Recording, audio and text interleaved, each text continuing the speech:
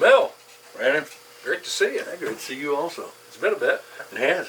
People are chomping to hear some more of our enlightened incitements. So nothing quite like an April Fool's episode. Oh, well, we should have premised that. Now we've ruined it. Oh, really? Yeah. Was it the first Cowley County COVID-19 confirmed case? Is that? Oh, so that's Is it April's real? Fool. Oh, good point. It's an awfully mean joke. Good otherwise. point. Oh, it's good. Well done. Well done, whoever did it. We like your sense of humor, Yeah, right. County Health Funny. Inspector. Got everybody to panic. Ah! When in worry, when in doubt, run in circles, scream and shout. So, big topic of the night is, oh yeah, beer. Beer's always. Where'd we get this at? Oh, our fine gals at Duval Liquor Land. Rogue beer. No, this is Rogue. Bat Scotch. Rogue. What the hell is this shit made of? China beer. Effie. So, first confirmed case of the COVID-19 in Ark City, and I want to touch on, or Cowley County, I say. I don't know where this is made at. Kung Flu? Oregon. Oregon. Big Oregon? Regular. The Oregon. Oh, the Oregon. Oh, that one. What's the biggest organ? Your skin. Your heart. Well, mine's not that big. It's certainly diminished. What do you think? Good beer? Not bad. Not bad. Unfiltered. Orangish. It's got a little orange taste to it. Tastes pretty good. That's great. It's a Trump beer. Look at that. There's that orange. Matches his hair. Does. Perfect. So, the big topic, COVID-19 breaks out finally in Cowley County. It's been around us for weeks. Now we got it. It's confirmed. What are we going to do about it? That's what I want to talk about. What are we going to do about a virus?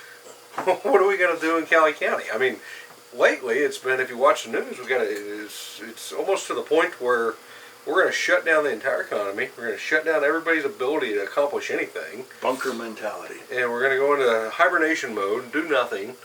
And then, I don't know, maybe by summer we'll get out of it, and then right back into late October, November, will we be in hibernation mode again? Or what's the plan here, folks? I'm getting tired of it. Well, right now it's kind of a lark. Everybody's enjoying it. A lot of jokes flying around, and people are enjoying the time off, and kids are out of school, hooting and hollering. Pretty cool, but it's gonna get costly real quick. People are gonna run out of money real quick. Real quick. Or we're booked up. We're essential business, I guess, or we're classified like that. I don't know what that exactly means or entails. Eventually they're all essential business, or they wouldn't be there at all. That's right. And the premise that we can just shut things down, and I've gotten into some Facebook arguments or discussions, might be a better way to put it, with folks, and saying, well, you just have to stay home, and people are absolutely appalled that we're not staying home. Oh. That people aren't staying home and going into hibernation mode here, and I'm like, somebody's got to go to work. Somebody's got to get something done. Somebody's got to make something happen. And everybody else these people that constantly do nothing are completely okay with the idea of doing nothing. But they're mad that everybody else is doing something. And there's the other side of people that are just in full panic mode, that are just actually in tears. Well, the guy in New York committed suicide over depression by the Kung Flu. And I don't understand how you get that far out of kilter on what the actual mathematical statistics are. Plus, if you do get it, if you already haven't had it, which a lot of people have had it over the years, this isn't a new disease. It's been around for a long time. A lot of people have had it and didn't know it, and now are considering that that's what it may have been. But what's going to happen next year? It's going to be back. It'll be back. So, I don't know. I think people got to get out and live a little. I mean, I think it's certainly a historic time. Everybody's, making concessions, changing the way they do business, changing the way they do things, and well, which is more dangerous, living or not living? You're faced with the inevitable one way or the other. You might as well enjoy yourself. But this just dial down the panic. Come on. I mean, and mathematically, you go through the numbers, you ain't going to get it anyway. The numbers are so low that you just, if it happens, sorry. And if you die from it, gee, it's really sorry for that, but I'm sorry if you die from a car wreck or you die from whatever reason. I'm a jealous husband. I hope that's what's in store for me. You know what I'm saying? I can see you fit in that category. That's what I'm hoping for. But if the Kung Flu comes and takes me, if the Chinese want me, then hey, c'est la vie.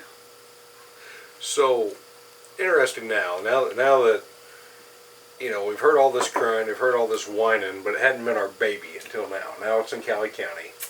I'm curious to what local officials are going to do.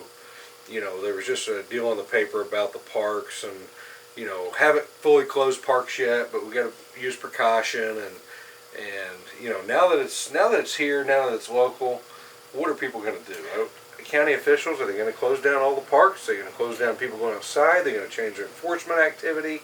What do you expect out of our local enforcement agencies to turn this into, now that it's here, now that it's our baby and it's crying? Well, if they arrest you, they can put you in jail because all the jail people out.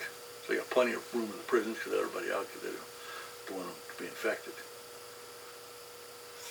Government logic, and this is, I don't know. What do I expect from the government officials?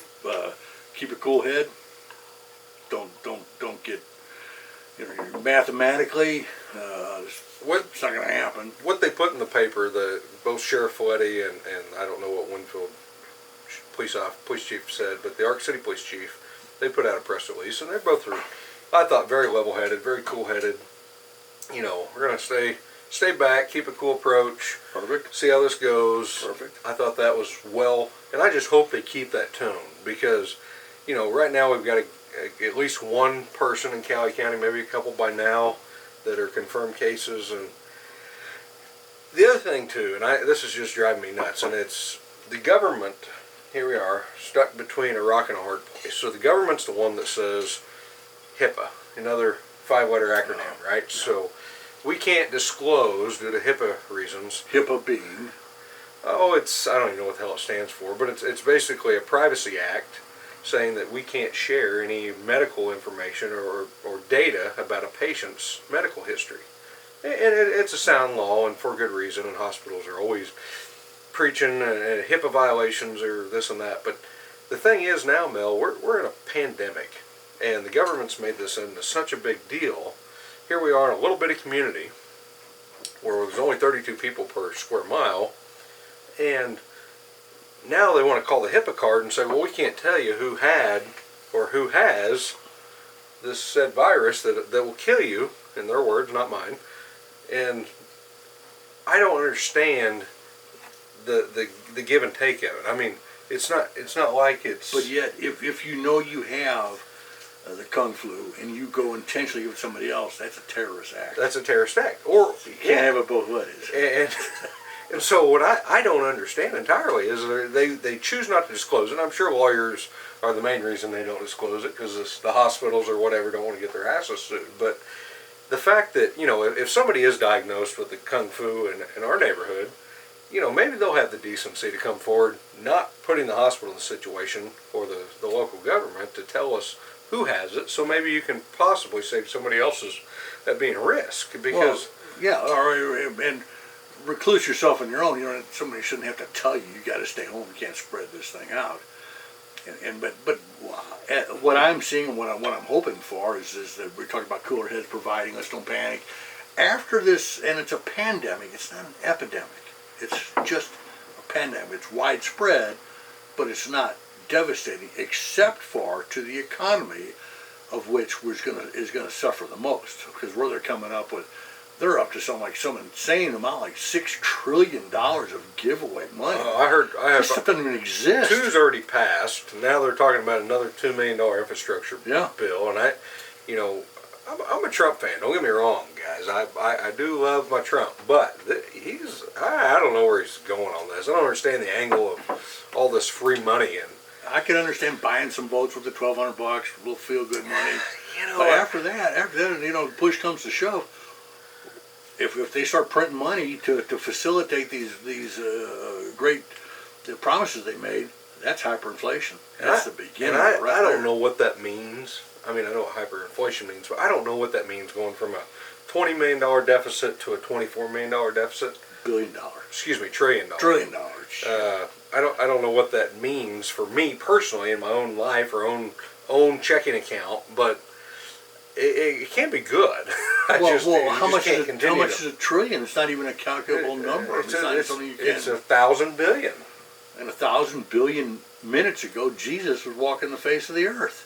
I mean, that shows you what extreme number this is, and to put that as dollar bills, $1 trillion, let alone $1 million, is like 4 pallets of money, of cash. $100 bills, 4 pallets of cash is $1 million. So you may not be able to fit a trillion in a wheat field.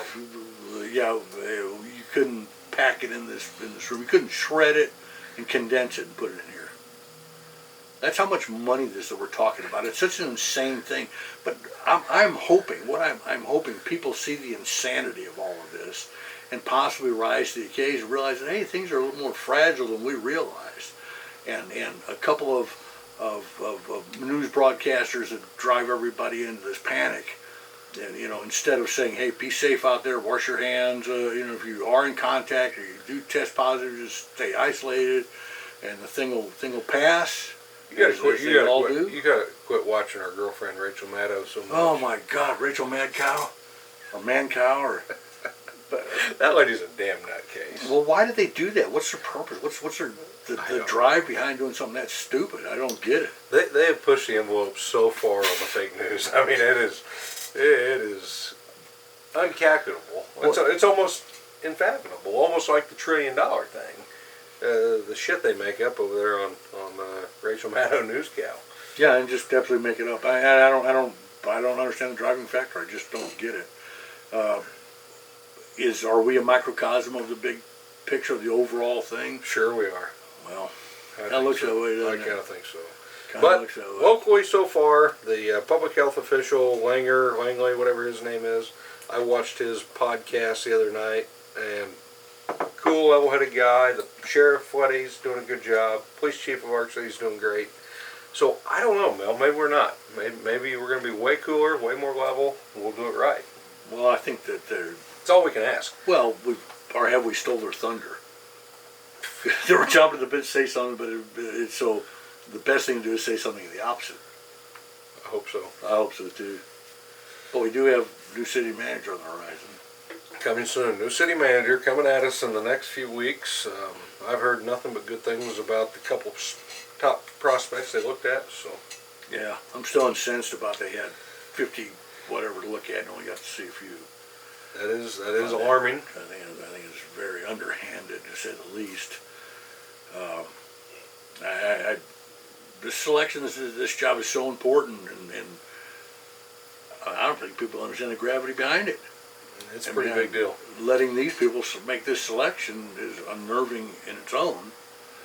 But we'll see who they pick. I hope they pick a good one. Well, if they pick a mediocre one, can we make them good? I hope so. If they pick the right mediocre one. If they pick the right, yeah, they pick the right mediocre. That's a good point. They could pick a rookie if he's the right guy, and we could turn him into something perfect. So. Yeah. Mel, anything else? We should go. I can't think of anything else. Closing statement of any sort. Don't overdo the COVID thing. Keep it cool. You should have been washing your hands anyway. Damn it. You're supposed to wash your hands after you pee. Oh shit. Okay. Well, that's good advice. That's sound advice. See you guys. Ding-ow.